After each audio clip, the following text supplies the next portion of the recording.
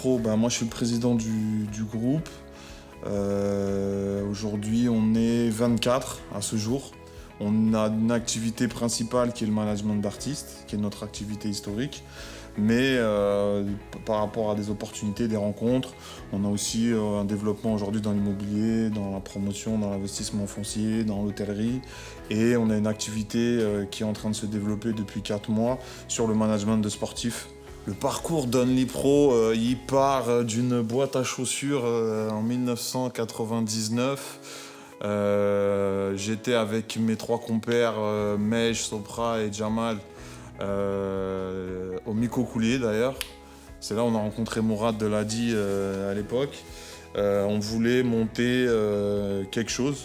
On voulait faire quelque chose en fait ensemble de nos vies. On s'est dit bon, soyons pragmatiques, on veut sortir un disque. Qu'est-ce qu'il faut faire pour sortir un disque? On a fait notre petite liste sur un bout de papier et on a avancé pas à pas. Bien sûr, on a fait énormément d'erreurs.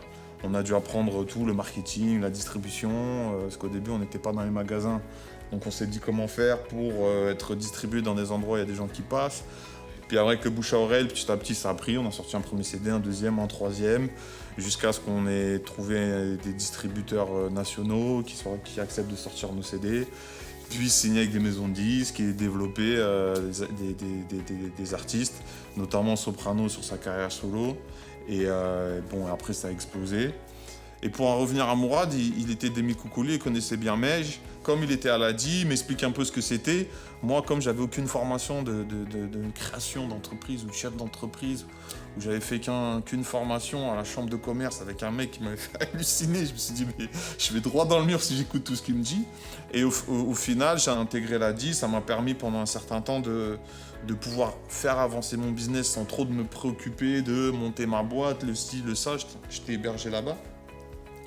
Et quand j'ai senti que le modèle économique commence à ronfler bien, j'ai créé la boîte. Parce que nous, quand on a commencé, on regardait les Américains. Moi, je regardais Jay-Z. Il est encore dans mon bureau aujourd'hui. Et je me disais, putain, ce mec-là, quand même, il part de là. Il a réussi à faire ça, ils ont réussi à faire ça. Si eux, ils ont réussi à le faire, nous, on peut le faire. En tous les cas, de rêver, ça coûte rien. C'est la seule chose qui coûte rien, il n'y a pas besoin de financement. Il faut juste mettre dans son lit ou à une terrasse de café et se projeter dans quelque chose qui fait vraiment vibrer à l'intérieur. Que ça se réalise ou que ça se réalise pas, peu importe. Mais déjà, le bon moment qu'on a passé, il est déjà gagné.